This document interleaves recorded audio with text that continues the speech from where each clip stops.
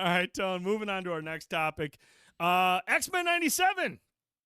Without its creative director, its lead lead creator, nowhere to be found. If anything, oddly enough, he's not around. But man, I tell you, it has gotten everybody really excited. This has been well received by all accounts. Yeah. From a lot of on social media, a lot of buzz about this. And I watched the first 2 episodes, and man, I really dig the animation. I think it's a beautiful show. I think the artwork, the animation, everything is great. The voice work is great.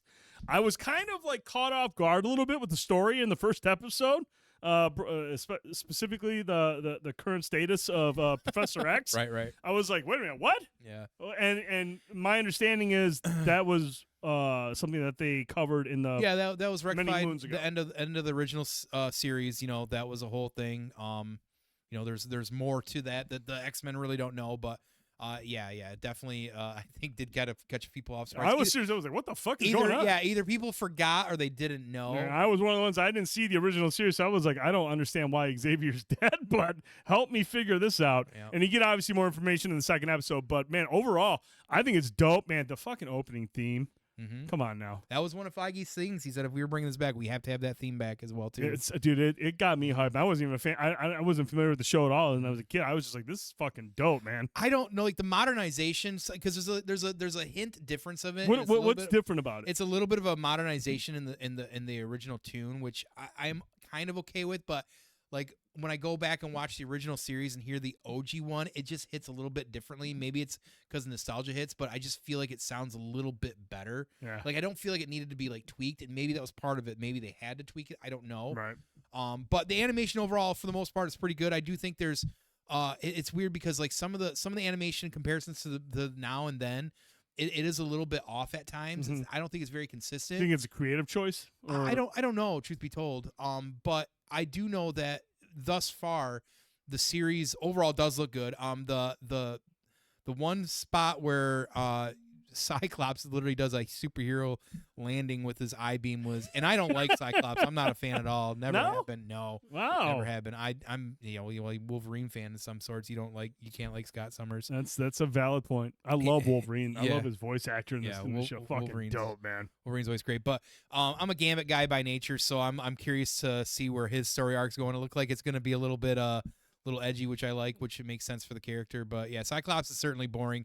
He's always been boring. I mean, but when you're the prodigal son, that's kind of the role you take on. Yeah, kind of the role you take on. But that superhero landing in his fight scene was actually pretty gnarly. I get props to that. It was one of the few times somebody made Cyclops interesting to me. But no, overall, it's great so far. Today's episode was really good. It's very interesting too. One of the characters involved has been kind of retconned a little bit on their story and some of the reactions to some of the things going on. I mean, I kind of not. Yeah. Like, I don't know, kind of a prominent like character long term, but I don't want to give too much away on that. But it was just it's interesting that they went with a different direction in it, which is fine because again, you know, especially now that we know the multiverse is open, you know, in MCU and Marvel and all that stuff, it really. That stuff I guess doesn't overly matter at the end of the day. Like little creative choices aren't the end of the world. So, no, it was a really great episode because they introduced one of the all-time greatest villains of X-Men outside, of course, Magneto himself. But and honestly, season 2 or episode 2, excuse me, everybody's talking about Magneto's like speeches and the things he was doing. Pretty fucking gnarly. Like for a cartoon to have like very deep dialogue and themed conversation like that. And truthfully, I think there was portions of the original series that was like that too, because it was definitely ahead of its time in some ways. They dealt with a lot of the X-Men in a social setting deals with a lot of things.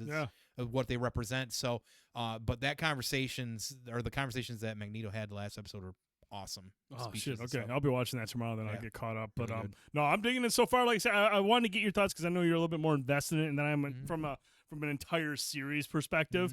But like first 2 episodes, I was like, man, I'm in, and this is dope, man. This is pretty sweet. So again, it's cool to see them go back and try to stay as close to the source material as possible in terms of its presentation, the soundtrack, and things of that nature. Obviously, they're very passionate. A lot of the voice actors are back, I believe, too. Dude, really, like original voice actors, man. Yeah, I mean, like I said, that's one thing I really liked about it so far. I was like, this is really good voice work, like really, really well done. So this was definitely after after school show that when that music hit, you knew. Yeah, that and some Spider-Man. They need. I would love for some Spider-Man to come back too. Has there ever been an X-Men 97 video game? Did they ever? Not a specific 97. I mean, kind of, I guess, because there's been a couple like back then, like the Sega game that was really fucking tough. I mean, there's a couple that have the aesthetic because these characters look really close to a lot of their comic counterparts too from that era. Oh, that's cool, man. I dig it. Let us know in the comments what you think of X-Men 97 so far. What are you looking forward to? What do you think about the story arcs that they presented so far? Let us know in the comments below.